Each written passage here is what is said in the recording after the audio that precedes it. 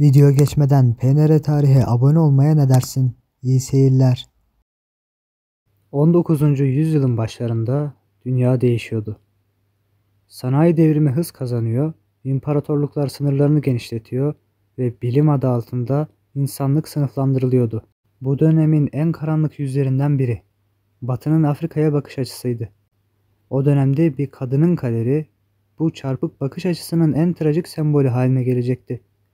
Adı Sarah Baartman'dı. Ancak dünya onu başka bir isimle tanıyacaktı. Hottentot Venüs'ü. Bu yalnızca bir kadının değil, sömürgeciliğin ve ırkçılığın tüm utancını taşıyan bir isimdi. Bugün bu ismi unutmamak ve onun yerine Sarah Baartman'ın, yani bir annenin, bir kadının ve bir direnişçinin hikayesini tekrar hatırlamak için buradayız.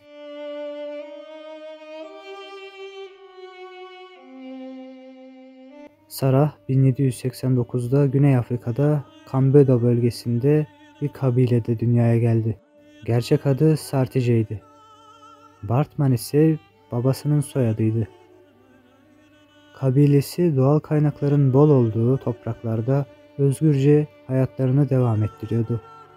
Ancak bu özgürlük pek de uzun sürmedi. Hollandalı ve İngiliz sömürgecilerin gelişiyle birlikte kabileler topraklarından sürülmeye, hayvanları ellerinden alınmaya ve zorla çalıştırılmaya başlandı. Sarah genç yaşta ailesini kaybetmişti. Önce annesi, ardından da babası. Bir Hollandalı çiftçinin yanında bir nevi köle olarak çalışmaya başladı. Bu onun hayatındaki ilk büyük trajediydi. Ama daha büyüğü pek de uzakta onu beklemiyordu. 1810 yılında İngiliz bir askeri cerrah olan Alexander Dunlop ile tanıştı.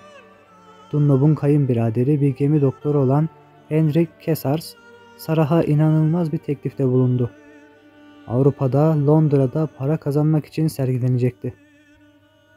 Onlara göre Sarah'ın vücut hatları, özellikle de büyük kalçaları Avrupalıların ilgisini çekecekti. Sarah bu teklifi kölelikten kurtulmak ve daha iyi bir hayat kurmak umuduyla kabul etmek zorunda kaldı. Bilmediği şey ise bir sirk hayvanı gibi sergileneceğiydi. 1810'da Londra'ya varan Sarah, hemen Piccadilly Caddesi'ndeki bir gösteri mekanında sergilenmeye başladı. Adı Hottentot Venüsü olarak lanse edildi. Hottentot o dönemde Sarah'ın halkını aşağılamak için kullanılan ırkçı bir terimdi.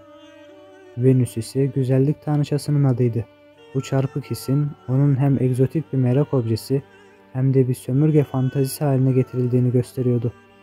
Sarah özel bir platformda hayvan kafesi benzeri bir alanda sergilenmeye başladı. Kendi kabilesinin geleneksel kıyafetlerini giyiyor, Avrupalıların merakını ve eğlencesini tatmin etmek için egzotik danslar yapmaya zorlanıyordu. Bu olayları konu alan bir film var. Adı Siyah Venüs. Siyah Venüs'ün konusu Sarah'ın Londra'ya gittikten sonraki hayatını konu alıyor. Ancak şöyle bir durum var ki filmde artı 18 sahneler inanılmaz derecede fazlalıkta. Çünkü Sarah'ın başına gelenler sadece bu videoda anlatacağımla sınırlı değil. Bu videoda anlatamadığım daha neler var. Eğer 18 yaşından büyükseniz izlemenizi şiddetle tavsiye ederim. Kan donduran bir hayat hikayesi sizleri o filmde bekliyor. Şimdi devam edelim.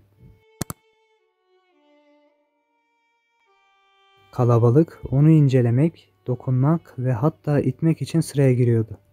Vücudunun bilimsel açıdan incelenmesi için özel gösteriler düzenleniyordu.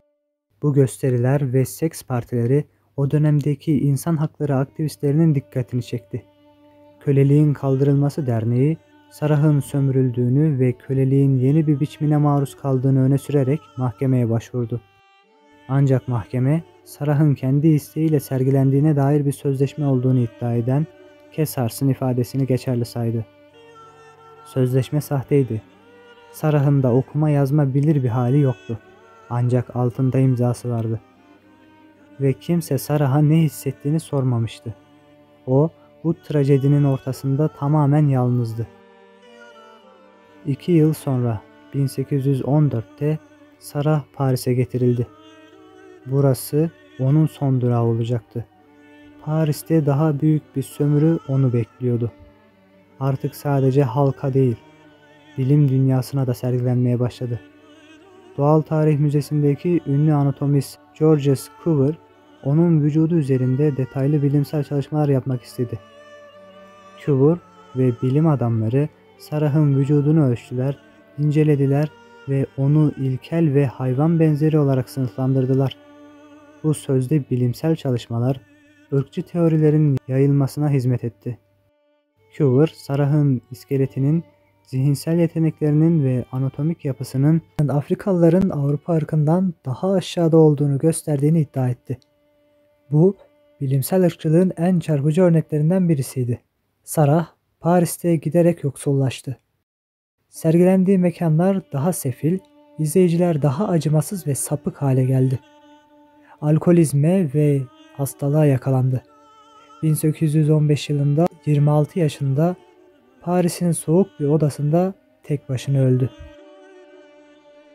Sarah'ın hikayesi ölümüyle de bitmedi. Trajedinin en acı kısmı şimdi başlıyordu. Cuvier, Sarah'ın cesedini parçaladı. Onun beyni, iskeleti ve cinsel organları Paris'teki İnsan Müzesi'nde sergilenmeye devam etti.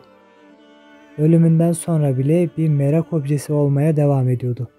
Bu, insan onuruna yapılmış en büyük saldırılardan birisiydi.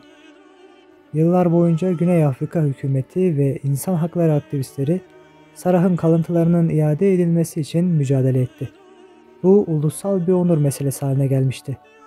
100 yıllık bir diplomatik ve hukuki mücadelenin ardından 2002 yılında Fransa hükümeti nihayet Sarah Baartman'ın kalıntılarını iade etmeye karar verdi.